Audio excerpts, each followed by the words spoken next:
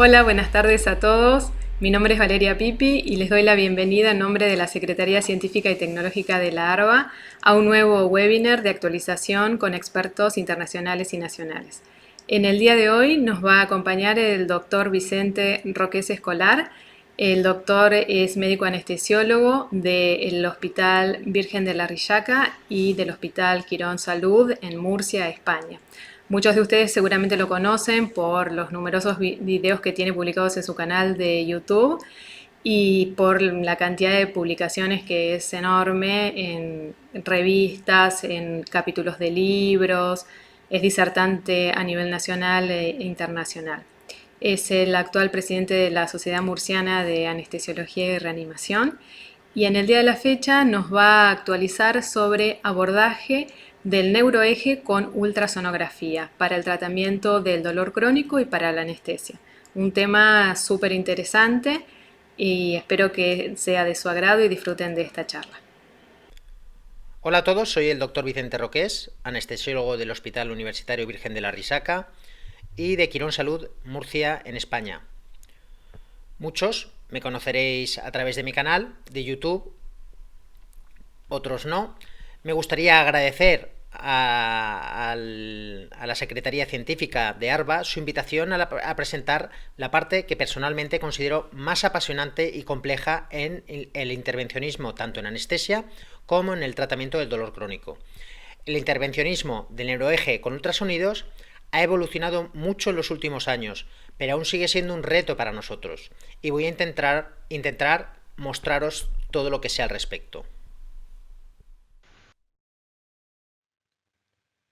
Para todos, siempre la fluoroscopia ha sido el gold estándar. Todo algólogo que realizaba intervencionismo sobre la columna siempre ha empleado la fluoroscopia como técnica de aproximación o de intervencionismo en el neuroeje.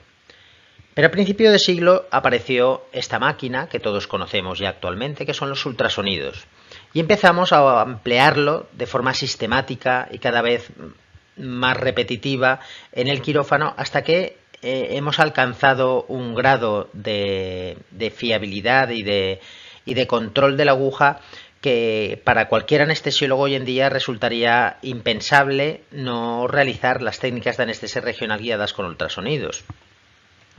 La duda nos surge en qué papel ocupan los ultrasonidos dentro del intervencionismo en dolor crónico y concretamente en el intervencionismo que realizamos sobre la columna. Pues si tengo que seros sinceros, hoy por hoy la fluoroscopia sigue siendo el gold estándar en todo este tipo de técnicas que voy a explicaros a continuación. Realmente los ultrasonidos sí que nos ofrecen grandes ventajas, entre ellas que la poca irradiación que recibimos cuando realizamos el abordaje, probablemente podremos realizarlas de forma más rápida y en sitios donde antes era impensable que pudiéramos realizarlas, como son salas de bloqueos en las que no podemos disponer de un fluoroscopio.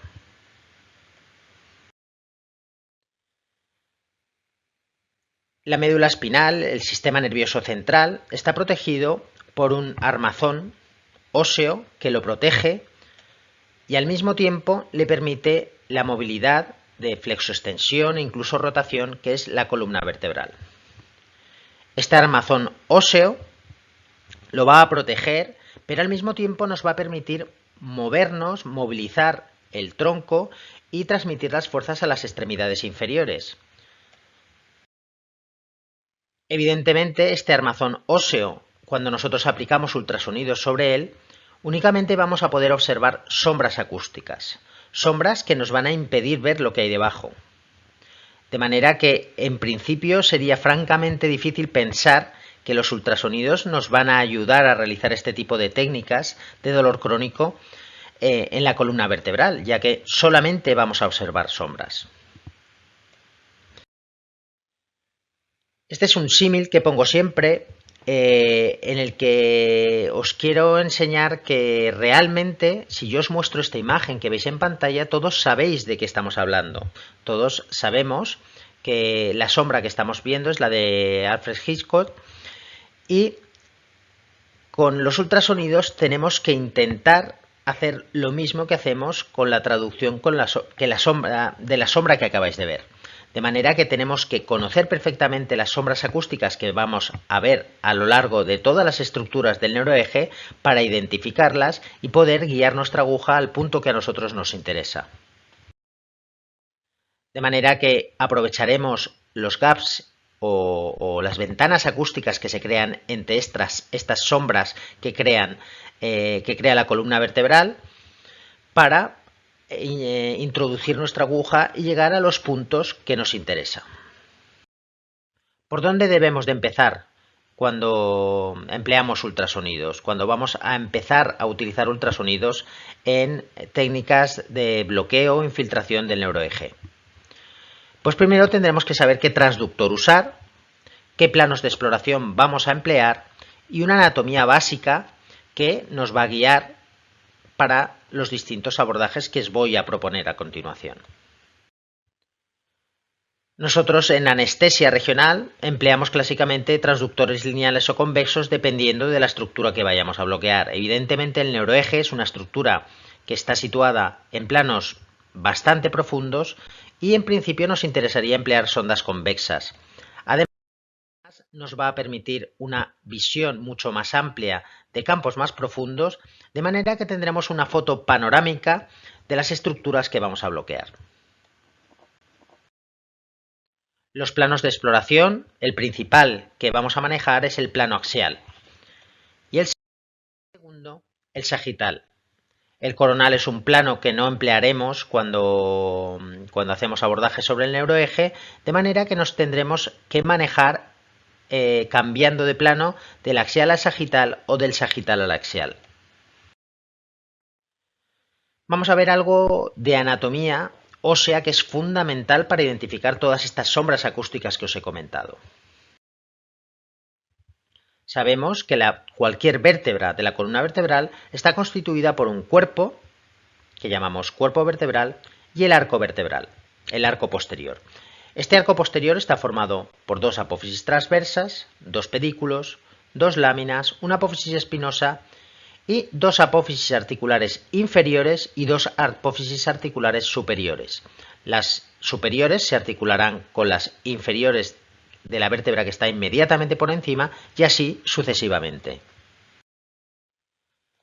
También tendremos que saber que cada una de estas vértebras va a tener un relieve distinto dependiendo si la vemos desde su cara más inferior, observando las apófisis articulares inferiores o la parte superior de cada una de estas apófisis.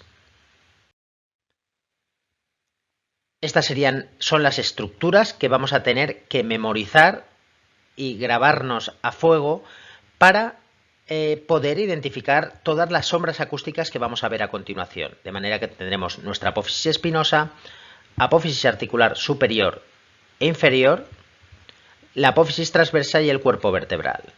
Girando la vértebra veremos las mismas estructuras y justo por debajo de la apófisis transversa, por debajo del pedículo, encontraremos el foramen intervertebral con la salida de los nervios espinales lumbares. De manera que recordar que tendremos que ser capaces de identificar la sombra acústica que crea la lámina, la apófisis espinosa, las articulares superiores, inferiores y la apófisis transversa.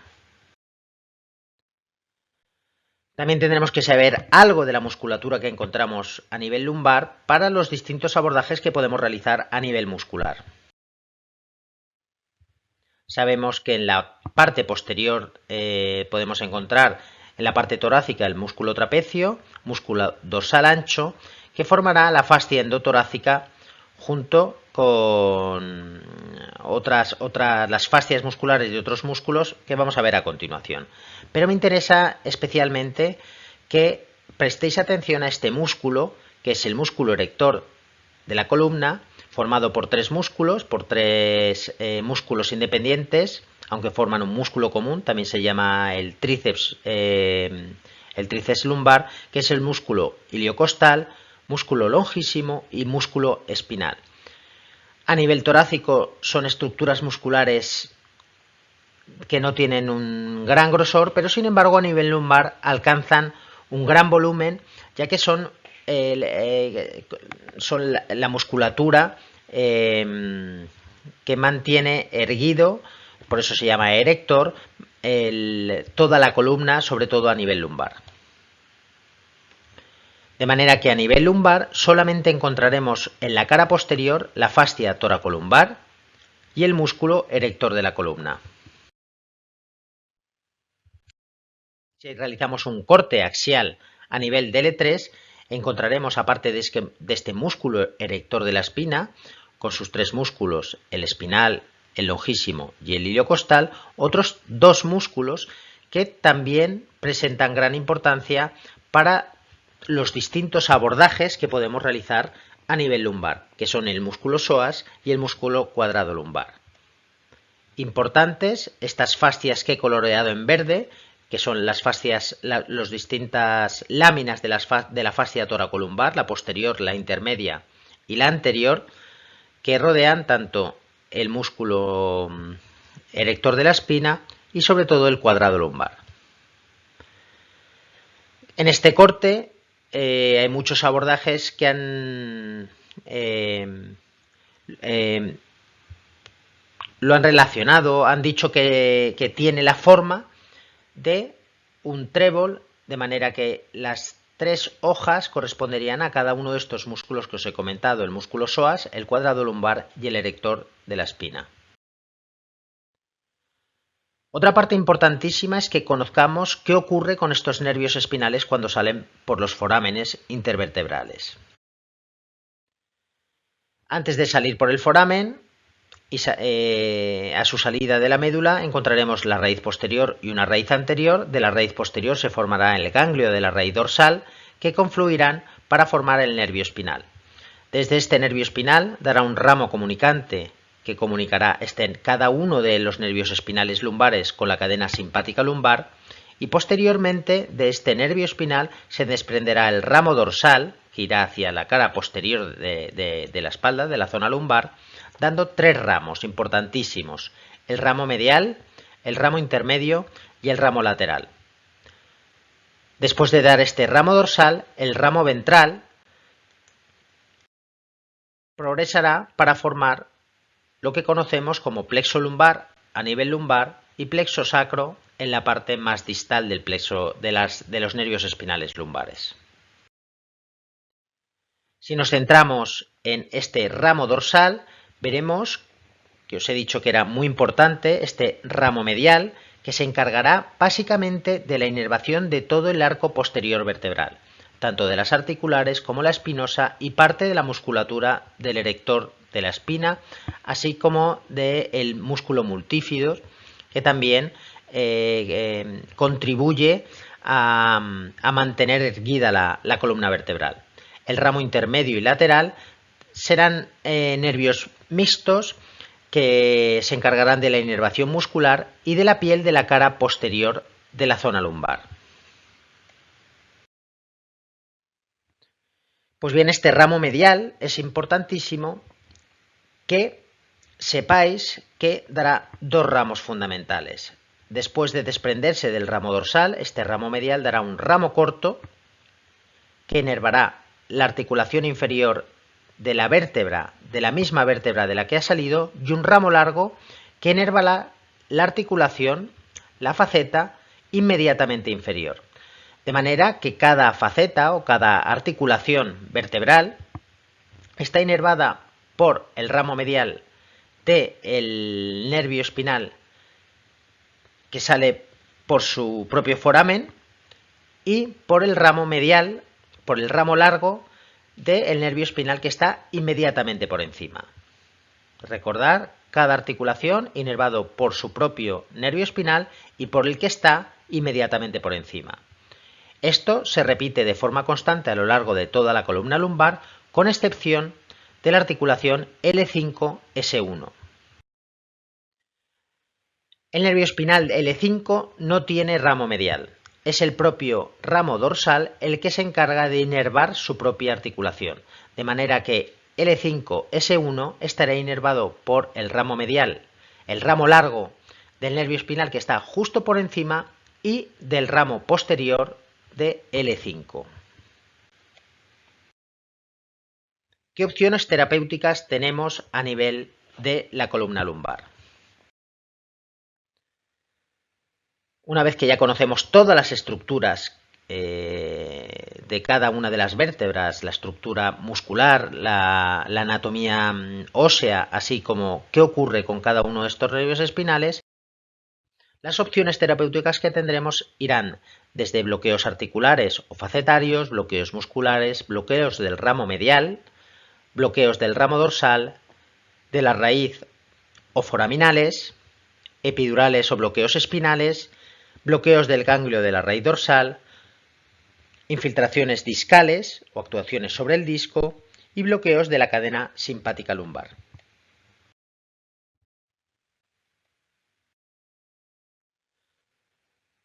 Antes de empezar a hablaros de todos estos abordajes, creo que es fundamental, y esto lo tenéis que manejar perfectamente, la sonanatomía del neuroeje a nivel lumbar. Básicamente es la traducción de todas estas sombras que hemos visto, o de las estructuras anatómicas que os he enseñado, con sombras acústicas que vamos a identificar con los ultrasonidos. Si realizamos un corte axial, que hemos dicho que probablemente sea el más empleado cuando realizamos abordajes del neuroeje, veremos, como os he dicho, que la cara superior es totalmente distinta o tiene unos relieves distintos a la cara vertebral inferior. De manera que la sombra acústica que va a generar estos relieves óseos va a ser distinta.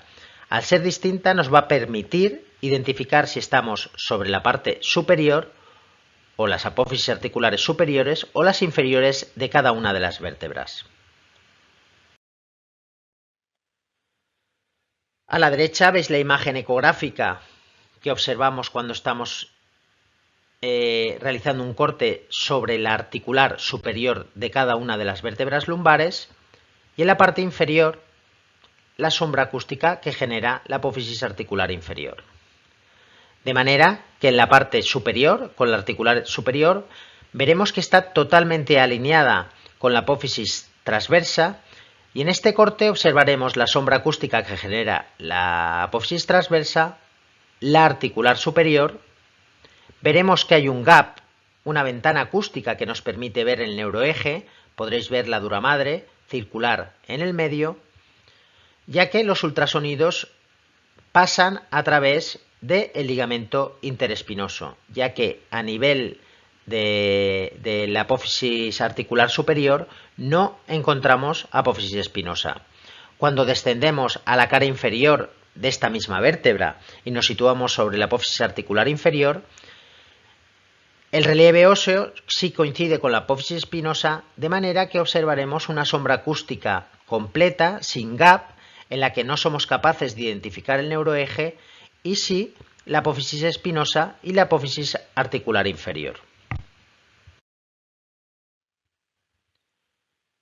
Si realizamos una exploración dinámica, podremos observar que estoy sobre la cara superior de una vértebra lumbar. Ahora mismo me da igual exactamente cuál sea. Esta sería la imagen que podremos observar sobre la apófisis articular inferior de la vértebra que tenemos por encima, apófisis articular superior,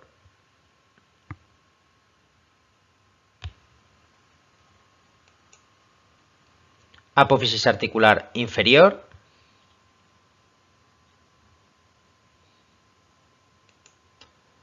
y apófisis articular superior, y así sucesivamente a lo largo de todo el neuroeje.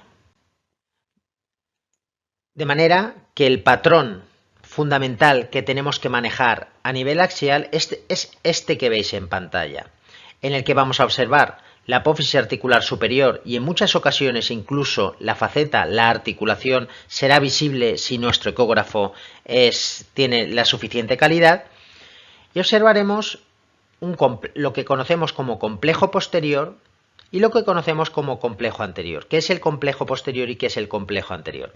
El complejo posterior está formado por el ligamento amarillo y la dura madre posterior, de manera que veremos una línea hiperecoica que corresponde con ligamento amarillo y dura madre posterior. En ocasiones somos capaces de ver el espacio epidural, no siempre, pero en ocasiones, si el ultrasonido es de alta gama y el paciente no es lo suficientemente delgado, seremos capaces de identificar en ocasiones el espacio epidural. El complejo anterior está formado por la dura madre anterior, el ligamento longitudinal posterior y el cuerpo vertebral, de manera que veremos una línea hiperecoica mucho más densa a nivel anterior de este canal vertebral, este agujero vertebral.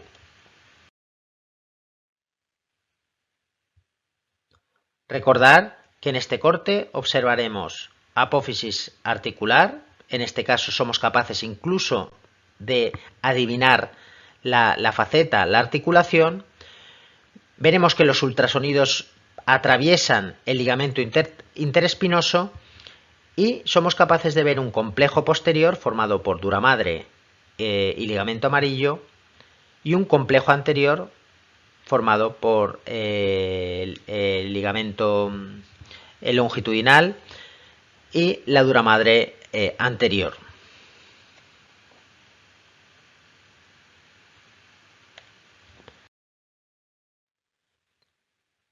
Como os he dicho anteriormente, esta imagen se va a ir repitiendo de forma sistemática y de forma mantenida a lo largo de toda la exploración que realicemos sobre el neuroeje, ya que estructuralmente las vértebras lumbares son todas prácticamente iguales.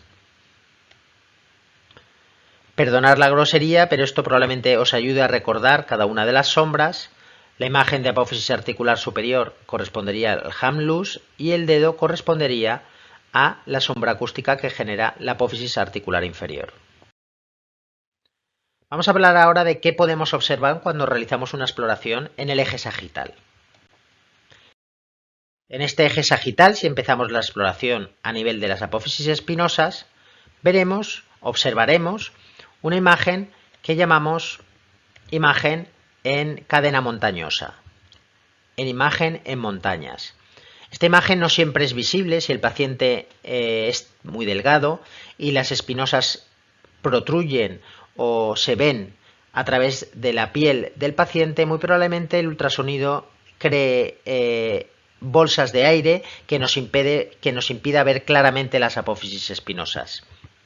Cuando desplazamos el transductor hacia lateral, observaremos una imagen de lámina característica en forma de dientes de sierra o también en cabezas de caballo. Al desplazar el transductor más lateralmente, llegaremos a ver las apófisis articulares o las facetas lumbares. Esta imagen correspondería a imagen en jorobas de camello. Y cuando lo desplazamos más lateralmente, observaremos la imagen que conocemos en tridente, en la que observaremos una sombra acústica que generan las apófisis transversas. Habitualmente se llama en tridente porque observamos 3 apófisis transversas en la misma imagen y interpuesto veremos el músculo psoas.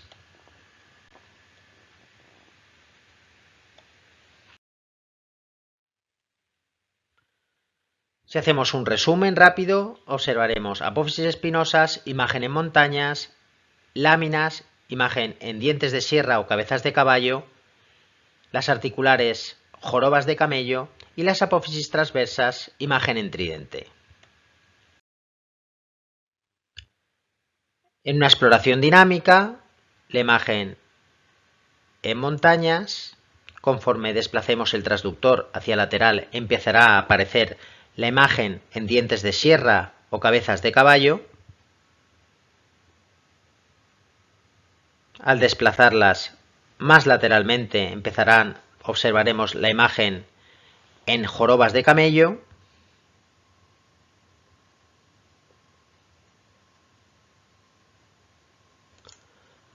Hasta que lleguemos a la apófisis transversa y obtengamos la imagen en tridente.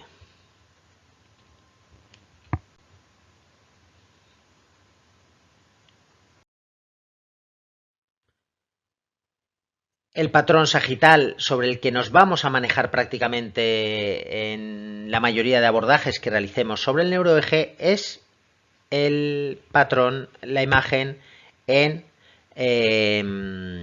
nivel de láminas, en la que veremos la imagen en cabezas de caballo o dientes de sierra. Y observaremos lo mismo que hemos visto en el corte axial, un complejo posterior y un complejo anterior,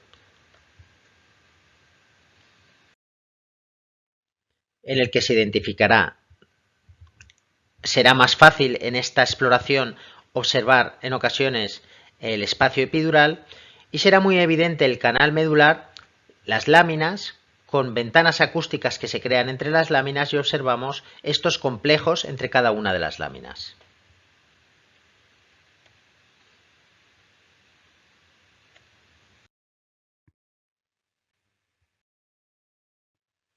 Vamos a ver ahora cada uno de los abordajes, el intervencionismo que podemos realizar a nivel del neuroeje lumbar y cómo realizarlo con ultrasonidos.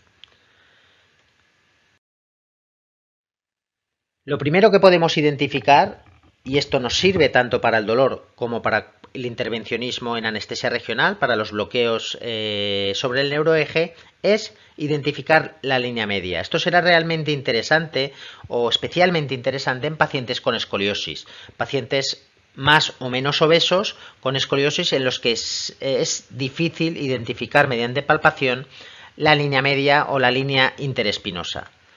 Si recordáis lo que nosotros veremos a nivel cuando hacemos una exploración axial, recordaréis que a nivel de la apófisis articular inferior seremos capaces de identificar la apófisis espinosa y a nivel superior de cada una de las vértebras el ligamento interespinoso.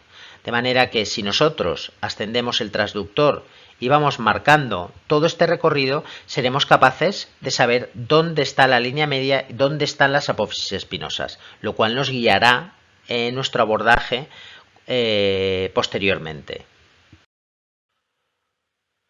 Otra exploración que nos va a dar mucho valor y nos va a dar muchos datos, y esto es importante también en el intervencionismo en dolor crónico, ya que va a evitar que realicemos punciones en lugares equivocados o que hagamos intervenciones repetidas en el mismo sitio, y es identificar el nivel en el que estamos trabajando. Para ello emplearemos la exploración sagital y lo que haremos directamente es buscar el plano interlaminar, buscar esa imagen en cabeza de caballo o dientes de sierra.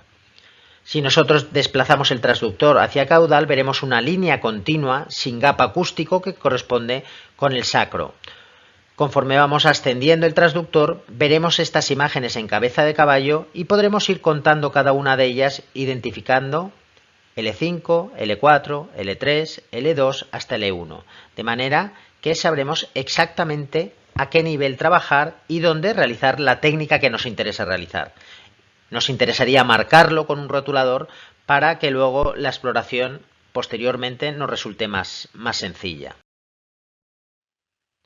Vamos a ver ahora las distintas técnicas una por una. Cualquier técnica en dolor crónico puede realizarse con ultrasonidos. Serán más o menos difíciles, pero todas se pueden realizar. Probablemente la mayor contraindicación que tiene este tipo de técnicas con ultrasonidos es la obesidad. En pacientes obesos puede ser realmente complejo. Vamos a empezar a hablar de cómo realizar un bloqueo facetario. Probablemente es uno de los abordajes más sencillos y más habituales en dolor crónico. La infiltración de las facetas de las articulaciones, de las articulares lumbares.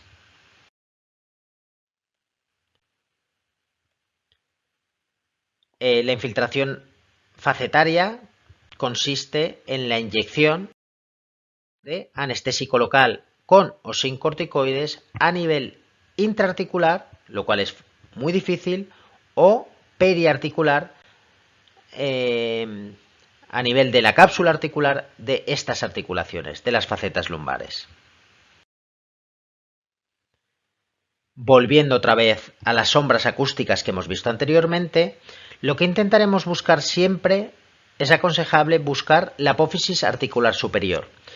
Muchas veces, moviendo ligeramente el transductor, de cefálico a caudal, de caudal a cefálico, ligeramente cuando ya tenemos la imagen centrada en pantalla, seremos capaces de observar en ocasiones una muesca o un gap, un pequeñísimo gap en estas apófisis articulares que coincidirá con la articulación.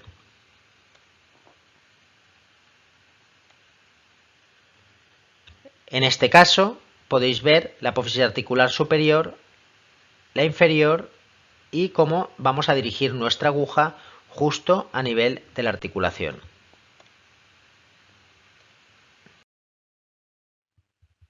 Este es un vídeo en tiempo real en la que veis la articular y cómo dirijo la aguja hacia la articulación hasta realizar un contacto óseo. Tenemos que contactar con hueso. Una vez que contactamos con hueso, realizamos una infiltración de 2,5 mililitros de la solución anestésica, con o sin corticoides.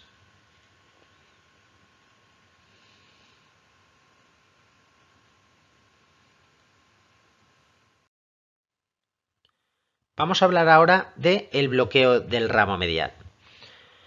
Esta técnica se realiza ahora con muchísima frecuencia en cualquier unidad de dolor crónico, sobre todo con fines diagnósticos. Nosotros realizaremos un bloqueo del ramo medial, que ya sabéis que no podemos realizar para cada articulación. Si hay lesión de una articulación, tendremos que bloquear el ramo lumbar del nervio espinal que corresponde y el ramo medial del nervio espinal que está inmediatamente por encima.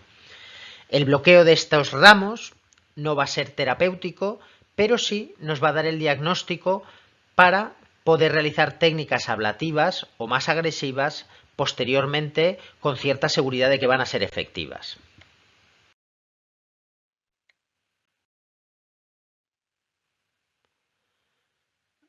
Os voy a repetir otra vez que cada una de estas articulaciones está inervada por el ramo largo del ramo medial del nervio espinal que está justo por encima y el ramo corto del nervio espinal de su propio nivel.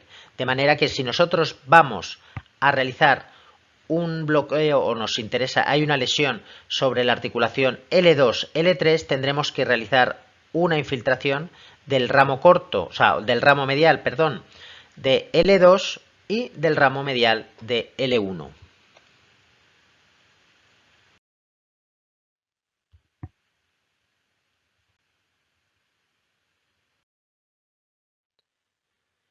Este ramo medial se ha visto que pasa justo en el ángulo que forma la apófisis articular superior con la apófisis transversa. La equivalencia radiológica es la del perro escocés, que probablemente todos conocéis, y muy especialmente la gente que realiza dolor crónico y concretamente con fluoroscopia, en la que nuestro target será el ángulo que forma la oreja del perro con la nariz. Si nosotros hacemos una traducción a ultrasonidos, este punto coincidirá exactamente con el mismo ángulo, con el ángulo que forma la apófisis articular superior con la apófisis transversa de ese mismo nivel.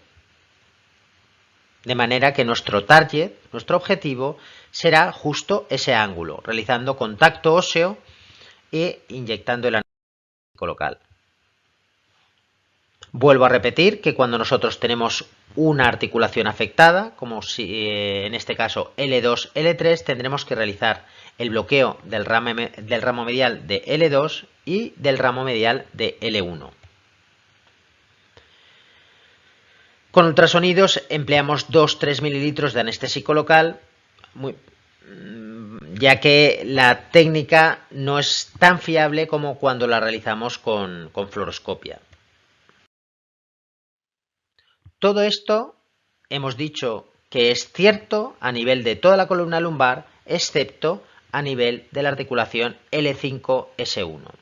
¿Cómo realizamos el bloqueo del ramo dorsal del E5, que será el encargado de inervar la parte articular del nervio espinal del E5? Para ello nosotros lo que haremos será una exploración axial, observando la imagen que crea la espinosa de S1 y intentaremos buscar el cuello articular de S1, el cuello articular superior de la articulación superior de S1. De manera que nosotros observaremos en el momento en que veamos el espacio L5-S1, en el que veamos ese complejo posterior y ese complejo anterior que hemos visto anteriormente, nosotros buscaremos la apófisis articular de S1 intentando llegar al cuello articular, al cuello de la articulación por donde discurrirá L5. Correspondería con esta imagen que veis en pantalla y nuestro target sería el que se muestra en la flecha. De manera que la aguja la dirigimos, la podemos insertar fuera de plano o en plano hasta llegar a este punto. Si la punción la realizamos en plano, muchas veces vamos a chocar con la cresta ilíaca, de manera que si observamos la sombra que crea la cresta ilíaca y nos dificulta el paso de la aguja, yo os aconsejo que lo realicéis fuera de plano. El volumen, yo inyectaría algo más que en los ramos mediales, ya que el ramo dorsal tiene mayor diámetro y nos va a ofrecer más garantías de bloqueo. Hablemos ahora de cómo realizar una infiltración radicular o una epidural transforaminal. Ya hemos visto, ya conocemos todos los relieves óseos que vamos a encontrar, las articulares superiores, la apófisis espinosa, la lámina, la apófisis transversa, el cuerpo vertebral. Nuestro objetivo cuando realizamos una infiltración radicular o transforaminal es este foramen a través del que salen los distintos nervios espinales del plexo lumbar. Nuestro objetivo será introducir la aguja o llevarla hasta el foramen inyectando el volumen que nos interese. Para ello empezamos realizando una exploración axial y obteniendo la imagen que obtenemos habitualmente, nuestra imagen guía, nuestro patrón guía en la exploración axial del neuroeje. Una vez identificado este punto, desplazaremos el transductor hacia lateral y ligeramente inferiores, de manera que desaparezca la apófisis transversa. En el momento que desaparece la apófisis transversa, nos encontraremos con la sombra acústica que genera la lámina y seremos capaces de identificar en ocasiones el cuerpo vertebral. Entre el cuerpo vertebral y esta lámina encontraremos el foramen intervertebral, que será nuestro objetivo para el abordaje. Durante la infiltración o si observamos este foramen, veremos la arteria radicular que se ve latiendo a través del foramen. Tendremos que tener cierto cuidado y aspirar antes de inyectar para evitar la infiltración intravascular. Aquí veis la lámina, el cuerpo vertebral, cómo introduzco la aguja en plano, desde lateral a medial, y yo aconsejo, cuando hacemos la infiltración radicular, emplear neuroestimulación, ya que nos va a dar la seguridad de que no estamos intraneurales y que estamos realmente a nivel de la raíz que nos interesa.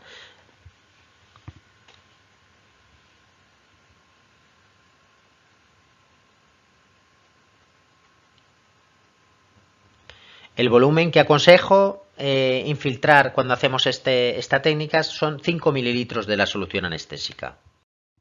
Hablemos ahora del bloqueo simpático lumbar. ¿Cómo realizaríamos un bloqueo simpático lumbar? Para realizar el bloqueo simpático lumbar, la imagen que tenemos que obtener con los ultrasonidos, situando nuestro transductor sobre la cara lateral del abdomen, es la imagen en trébol que ya hemos visto anteriormente, con las tres hojas musculares, el psoas, cuadrado lumbar y el erector de la espina. De manera que nuestra aguja debe de llegar al cuerpo vertebral. Es importante identificar los grandes vasos y nuestra aguja, la imagen que vamos a obtener es muy similar a la que obtenemos en el bloqueo Sunrock del plexo lumbar. Lo único es que nuestro objetivo no va a ser el psoas, ni las raíces que salen en el psoas, sino que va a ser un poquito más profundo y más pegado al cuerpo vertebral hasta llegar a la cadena simpática lumbar. Cantidad anestésico local, 10 mililitros de anestésico local. Otra técnica que considero importante en el dolor crónico es el bloqueo del SP a nivel lumbar. Es un bloqueo que nos va a permitir tratar dolores miofasciales, nos va a permitir muchas veces incluso quitar el dolor facetario, ya que se produce una infiltración de todos los ramos dorsales de varias metámeras de forma simultánea y que tiene cierta utilidad. Yo lo considero un bloqueo en ciertos casos salvador, ya que es probablemente un bloqueo un poco a lo bestia, poco fino, pero sí que nos saca de ciertos apuros cuando lo realizamos en el dolor crónico. A nivel torácico ya sabemos que el bloqueo SP consiste en la inyección de anestésico local de un volumen de aproximadamente 20 mililitros de anestésico local entre el músculo erector de la espina y la apófisis transversa.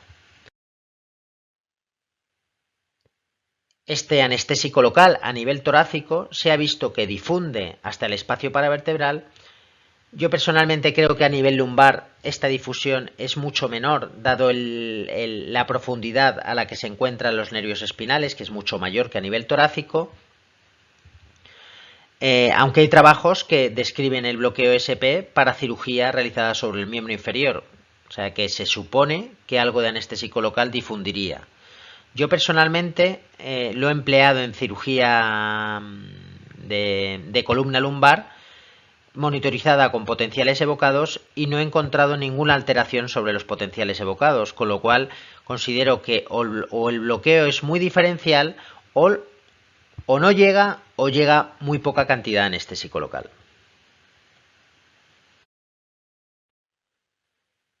Nuestro objetivo será la apófisis transversa y depositaremos el volumen de anestésico local, el mismo volumen o en ocasiones incluso un poco más. Yo he llegado a emplear 30 mililitros de anestésico local sobre la apófisis transversa.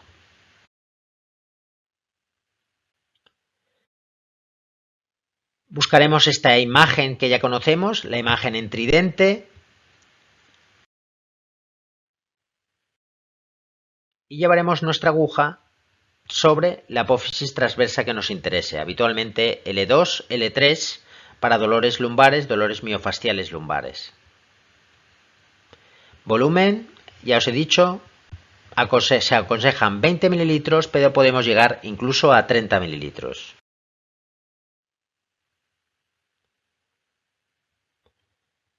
El transductor se desplaza en sentido cefálico a nivel de las láminas. Una vez llegamos al espacio que nos interesa, lo desplazamos hasta obtener la imagen en tridente. Centramos nuestro talle en el centro de la pantalla, introducimos la aguja hasta contacto óseo y una vez se produce el contacto óseo comenzamos la inyección de anestésico local. La difusión es menos evidente que a nivel torácico, aunque sí que se ve cómo desplaza el erector de la espina hacia arriba. Para mejorar la difusión, en ocasiones sí que infiltro varias apófisis transversas con la misma función, de manera que me facilita un poco la difusión de este anestésico local.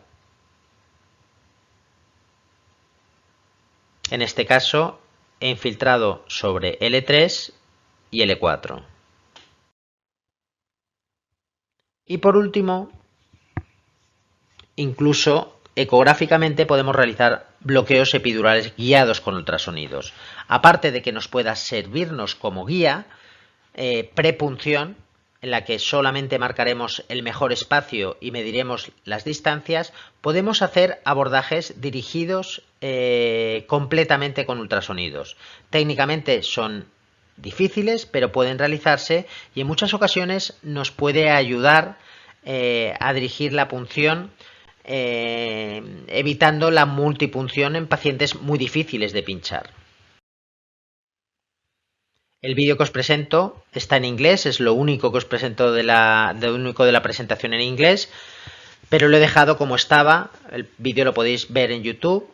Nosotros hacemos la exploración sagital paramedial observando esa imagen en dientes de sierra o cabezas de caballo. Una vez tenemos la imagen, lo que haremos será orientar el transductor hacia medial, de manera que tendremos una imagen sagital paramedial oblicua, hasta que veamos esa imagen que hemos visto anteriormente y los complejos, tanto el posterior como el anterior. Una vez identificados estos complejos y tengamos claro sobre qué nivel vamos a realizar la inyección, deberemos de mantener nuestro transductor muy quieto y dirigir la punción hacia el espacio que nos interese.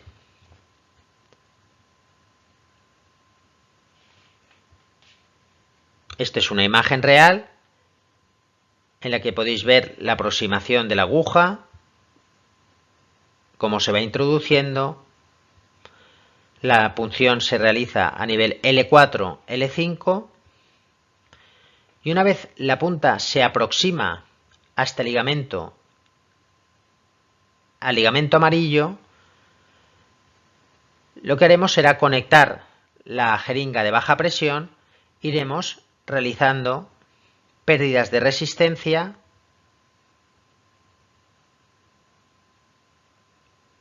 muy despacio, igual que si realizamos cualquier técnica epidural lumbar habitual.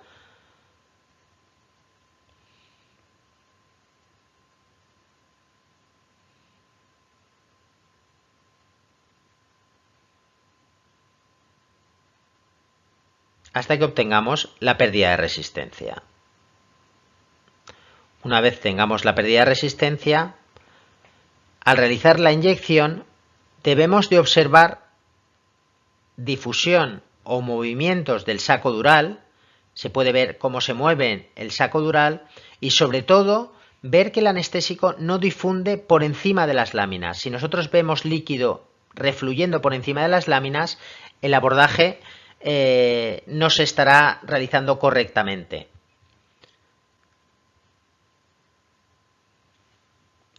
Si observáis ese espacio, veréis cómo hay movimientos y cuando se meten pequeñas burbujas de aire se marca el espacio epidural, como habéis visto en la imagen. Os agradezco toda vuestra atención y espero veros pronto. Bueno, la verdad que una charla muy interesante, con un repaso muy minucioso de todo lo que es la anatomía y la puesta al día de este tema. Si tienen dudas o consultas, pueden escribirnos a colaboradorescientifica@arba.org y nosotros le haremos llegar al doctor sus dudas. Nos encontramos el próximo lunes para un nuevo webinar y recuerden que esta clase, este link va a estar abierta por el lapso de una semana para que puedan volver a verlo y disfrutar de esta charla. Buenas noches.